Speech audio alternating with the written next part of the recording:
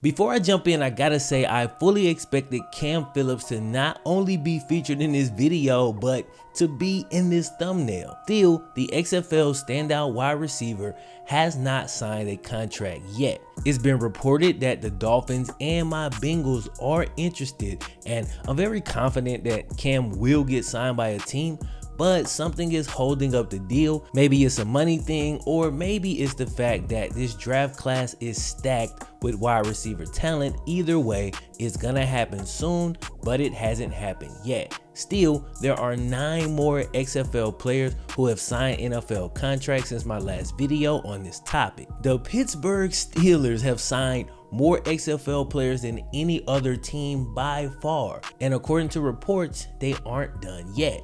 So far, they've brought in 5 XFL players, bro. To put that in perspective, when I dropped part 1 in this little series last week, there were 5 total XFL players who had signed to the NFL as a whole. 1 week later, the Steelers have picked up 5 of their own. So as much as this pains me as a Bengals fan, I gotta throw a shout out to the Steelers for giving these cats a much deserved opportunity.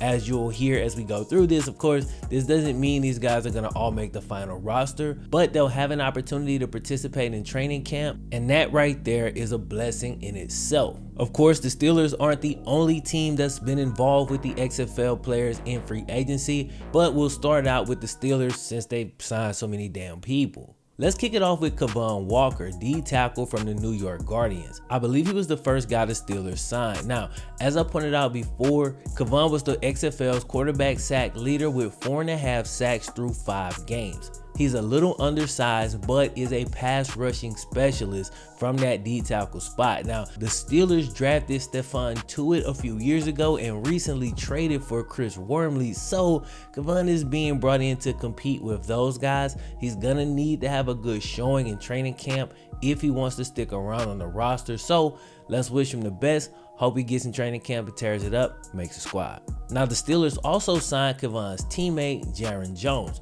316-pounder who has actually played defensive tackle in the past, but is being brought in as an offensive tackle in this case. He's mostly just a depth signing, gonna need to get in there, impress the coaches, and show some promise in hopes to stick around. Continuing the Steelers list, they signed Tyree Kennel, defensive back, DC Defenders. Tyree is actually a former Bengal, so he does have a little bit of NFL experience. Like most of these pickups, he's being brought in as depth / special teams guy, but of course the possibility exists that he could outplay those expectations and find himself a role with the Steelers. I'm sure he's grateful for the opportunity. Hopefully he can make the most of it. Also, Pittsburgh picked up Christian Kuntz, Dallas Renegades linebacker / long snapper. Now, Christian was actually with the Steelers in 2019 before getting cut and joining the XFL in the first place. It's dope how he was able to get some more experience out there, make a little bit of money in the meantime, instead of having to work a regular job and trying to stay in shape during his downtime. He put more work on film, sharpened his skills, got more experience, and apparently the Steelers liked what they saw enough to bring him back. I think he'll primarily compete as a long snapper, but being able to play 2 positions make him a pretty valuable piece as he can provide depth at 2 spots. That should definitely raise his chances of making the roster. Now, the last signing for the Steelers as of now, and they do actually plan to add more according to reports, but the last one for now, Dwayne Hendricks, defensive end from the St. Louis Battlehawks. A cool signing for him, seeing as how he played his college ball at Pitt. With that said, of all the players I've named, based on what I'm reading, it seems a lot of people don't expect him to make the final roster, but at least he's got a shot.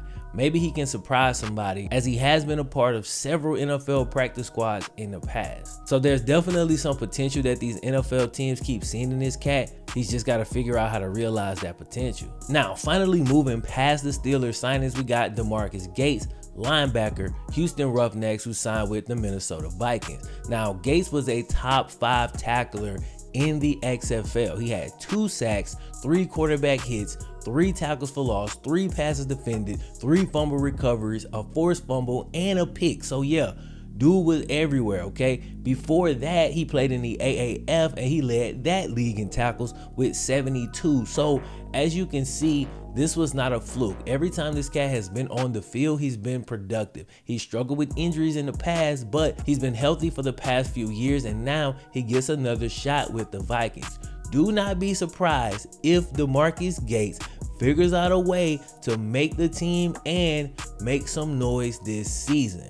Next up, we got Kari Lee, tight end, DC Defenders, signed with the Atlanta Falcons. Now, Lee has spent time with the Texans, Bears, Lions, and the Bills in the past after going undrafted. He's got some talent, but the Falcons did just trade for Hayden Hurst, who will obviously be the starter, and they've got several other tight ends on that roster with actual NFL game experience. So it's going to be an uphill battle for Kari Lee, if I'm being honest. He's a depth pickup, going to need to get in there and impress them on special teams, and maybe, just maybe, he can slide into that third tight end spot, assuming they decide to keep 3 tight ends. All right, last player on today's list, Nickmoore, long snapper, Tampa Bay Vipers, signs with the Ravens. Now, Nickmoore is actually a former baseball player, and he was playing in the minor leagues before giving that up for football. With that said, based on what I'm reading, it seems people believe that the Ravens are pretty much just bringing him in as a camp body. And that's rough when you think about it, because at 2 sports, this cat is better than 99% of people walking around. But he's not quite good enough to get to that top level. Like I say, spent time in the minors in baseball, and he's been on practice squads in the NFL. Maybe this will be the time he can actually get over that hump. We'll have to see what happens. Now, as you can see, there's kind of a trend going through this video, and the majority of these guys are not being brought in with the thought that they're gonna have significant playing time or even make the roster in some cases. Now, obviously that can all change with a few injuries or just a good performance from these individual players in training camp. But regardless, the fact that playing in the XFL only half a season this time can be parlayed into a spot in an NFL training camp for so many players. We're up to like 14 guys now. The fact that that's happening at such a high clip is more than enough to sell guys who are looking for an opportunity.